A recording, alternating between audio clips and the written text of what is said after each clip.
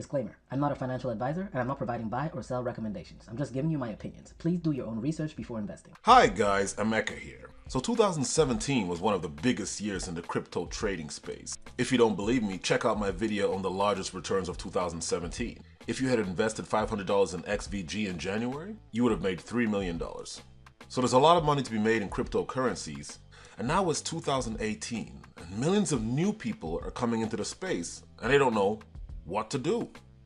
And that's where I come in, because today I'm going to give you a step-by-step guide on getting started with cryptocurrencies. Now, the first step when you first decide that you want to get into the space is you need to find a fiat to cryptocurrency exchange. Now, what do I mean by fiat?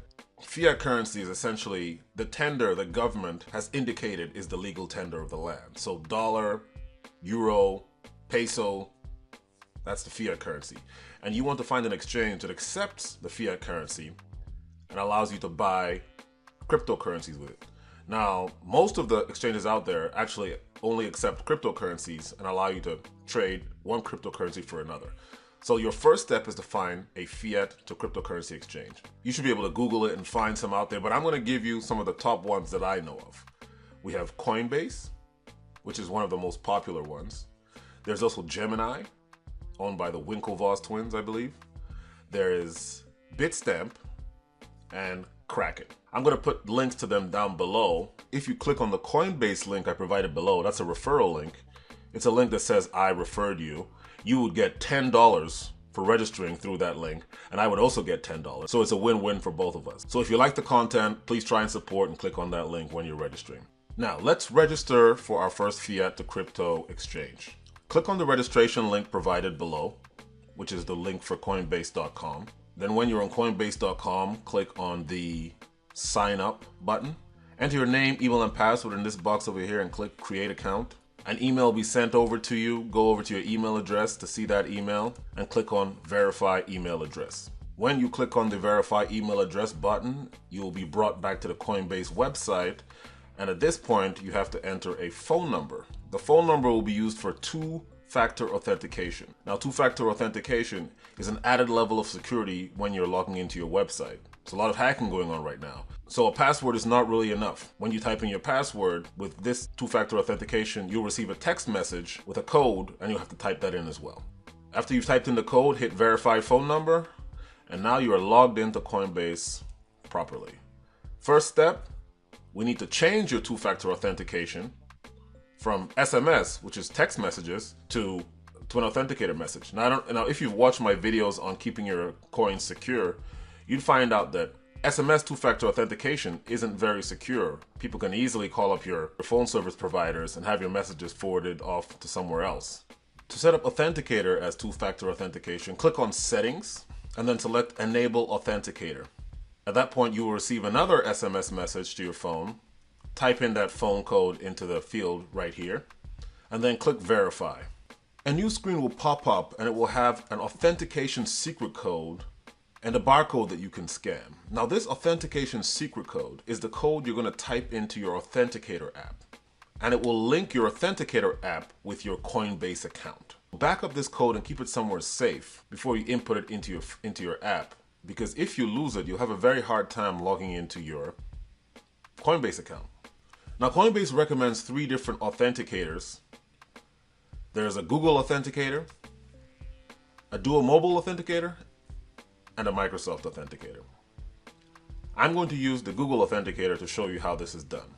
So go to Google Play or the iTunes Store to download the Authenticator. A link to the Authenticator is in the description below. So now I want you to download the app and launch the app. When you launch the app, your screen should be blank. You should just see the Authenticator header and it should be blank if you have not linked any account to the Authenticator. The screenshot shows a BitGo account linked to the Authenticator. That's because I've linked a BitGo account to this Authenticator. But if you haven't linked anything, yours will be blank. Now, to link an account to the Authenticator, remember, you've saved that Authenticator code somewhere because you're going to need it right now. Click on the plus sign. Then you can either do a manual entry or you can scan the code. I like to type in the code. That way I can prove to myself that what I wrote down somewhere is actually the right code. Go and look for where you backed up that code. click on manual entry. Under account, type Coinbase or any other name that you want to use to remind yourself that this is the authenticator for Coinbase.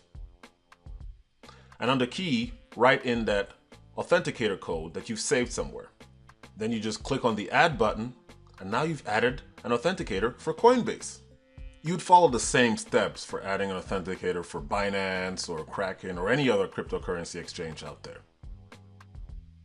So now the next time you try to log on to Coinbase, you'll type in your username and your password, and then when you click OK, you'll be asked to type in a code. And that's when you'll go to your phone, open the Authenticator app, and type the code from the Coinbase one you just created into the Coinbase website, click OK, and then you'll be able to log in. If you're on a different exchange, type in the one for that different exchange. And it's that simple. So now you've set up two-factor authentication. The next thing you have to do is fund your account. So make sure you have the dashboard tab selected, then select add a payment method. You'll get a pop-up screen with a couple of options. You can go with a bank account, a credit card. It's best to go with a bank account because the fees are a lot lower. If you do it with a credit card, it's instantaneous, but you're going to get higher fees, and you don't want that. If you go with a bank account and you buy Bitcoin or Litecoin or something, it might take a couple of days before the coins are actually deposited in your system, but the price that you bought it or sold it at will be honored. So I prefer to go with a bank account option than with a credit card. So if you select bank account, you'll get a pop-up with all the different banks available. You select your bank, then log in the same way you would log into your banking portal. And hey presto, you've linked your bank account to your Coinbase account. So now that you've funded your account, you can now buy your first cryptocurrency. Coinbase has 4 cryptocurrencies available: Bitcoin, Litecoin, Ethereum, and Bitcoin Cash.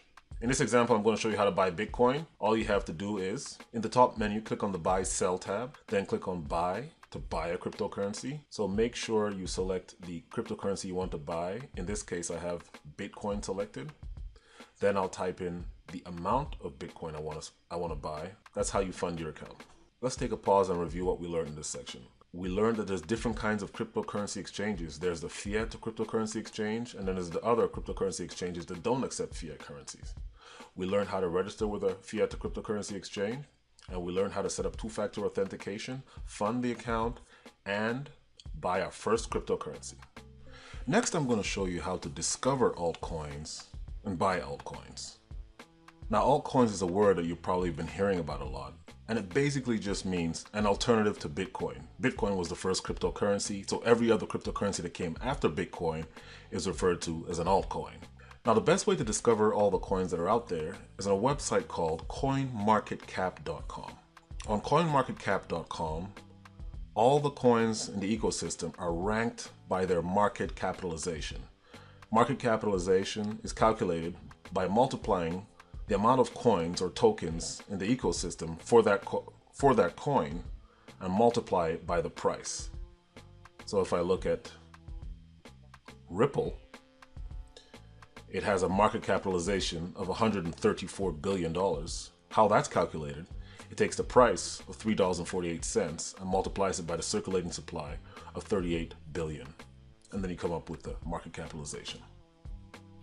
In order to find out where to trade for Ripple, click on the name. If we click on markets, you will be able to see all the different exchanges that are trading Ripple, and they are ranked by volume. Next, now that we know where to find these altcoins, we have to buy them. Now from that screenshot, you can see there's a number of different exchanges where you can find Ripple. The most popular exchanges, and I guess the most reputable ones, are Bittrex, Poloniex, Binance. Now they're not without their issues, but these are definitely some of the ones that have the least issues. Now, not every coin is traded on them, so if you want to get some coins, you may have to jump into some of the exchanges that you're not too sure about. But in this video, I'm going to show you how to register and trade with Binance. I also provided links to Binance, Poloniex, and Bittrex in the comments below.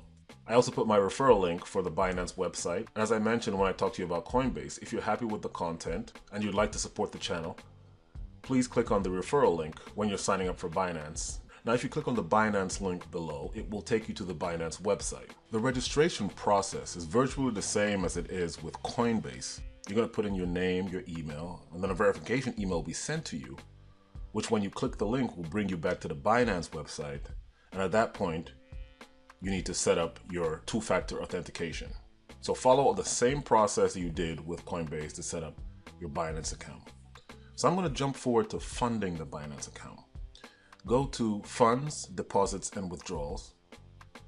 Then you'll see a list of all the cryptocurrencies available on Binance. Beside each one is a deposit and a withdrawal button. Deposit to fund your Binance account and withdrawals to take your coins out of the Binance account. If you click on the deposit button, an address will show up. Now this is the address of that currency in Binance. So I've clicked on BTC deposits. So the address you see there is the public address of my BTC wallet on Binance. So I will take this address and go over to Coinbase and use it to send money from Coinbase to Binance. So now if you go back to Coinbase and you click on Accounts, then I make sure I select the BTC wallet. Then in the BTC wallet, select Send. A screen will open, and at that point you will paste in the Binance public address for the BTC wallet. Type in the amount you want to send, hit continue, and then confirm it with your Coinbase Authenticator code. And then your money is sent. Now, depending on the congestion of the network, this could take up to 20 minutes, maybe even 30 minutes. You can check the status by looking at the History tab under the Funds History section. Now that you've funded your account, go to Exchange, Advanced, so that you can start buying altcoins. Now on this screen, you can select a number of different currencies to buy and sell with either Bitcoin, Ethereum, Binance Coin, or Tether. In this case, I'm using Bitcoin, and I'm going to use it to buy Ripple. As soon as I select that, the chart will pop up. This type of chart is a candlestick chart, and it has the name because each bar looks like a candle. These are price bars, and you can change the timeline for each bar. If you set them to hourly bars, then that means every hour a new bar is created. If you set it to daily, then that means every day a new bar is created. Now the bar is a solid rectangle with a line at the bottom and a line at the top. The top of the line is the high for the hour, if it's an hourly bar. The bottom of the line is the low for the hour. The bottom of the rectangle is the opening price, and the top of the rectangle is the closing price. Now this only happens if it's a green bar. If it's a pink bar, then the bottom of the rectangle is the closing price and the top of the rectangle is the opening price. Why? Because green bars are bars when the price is going up and pink bars are bars when the price is going down. Now underneath the bars is the volume, which shows you how many trades were done in a specific time frame. Next to the charts, you have the orders. The pink ones are the sell orders and the green ones are all the buy orders.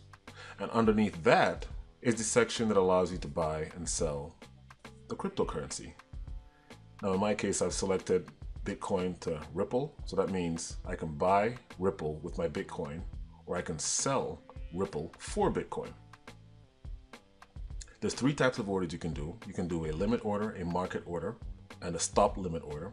A limit order means you're going to put in the price that you want, and if the market hits that price, then your order will be filled. A market order means just buy it right now at any price. And a stop limit order is an order that you put in after you've already entered a trade. It's going to stop you out of the trade if the price gets hit. To do the limit order, all you have to do is type the price that you want and the amount of Ripple that you want to buy, and then hit buy, and your order will be created. If the price ever gets there, your order will be filled. Now to do a market order, select the market tab, and all you have to do is type in the amount of Ripple that you want to buy, and then hit buy, and it will happen immediately. And to do the stop limit order, all you have to do is type in the price that you want to stop out at, and the amount of Ripple that you want to take out. So those are the three orders that you can do in Binance. Whew, that's a lot of information. Now all the information I've given to you in this video, I've actually typed it up with screenshots, and it's available for you to download at the link that I've put in the description below. And that's it.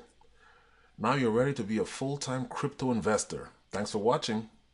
Happy investing.